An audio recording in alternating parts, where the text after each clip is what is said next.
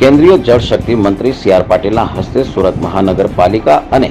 Torrent ગ્રુપના યુએનએસ foundation દ્વારા public private partnership હેઠળ ₹12 કરોડના ખર્ચે નવીનીકરણ કરાયેલા જ્યોતિન્દ્ર દવે ઉદ્યાન અને ₹2.75 કરોડના ખર્ચે નવીનીકરણ કરાયેલા સમાજ સુધારક શ્રી રવિશંકર મહારાજ ઉદ્યાનનું લોકાર્પણ કરાયું હતું. આ ઉદ્યાનોમાં પાવડર કોટેડ સૌંદર્યલક્ષી ફેન્સિંગ, પ્રાણીઓના પ્રવેશને રોકવા માટે વિશેષ ડિઝાઇન અને ફેબ્રિકેટ કરાયેલા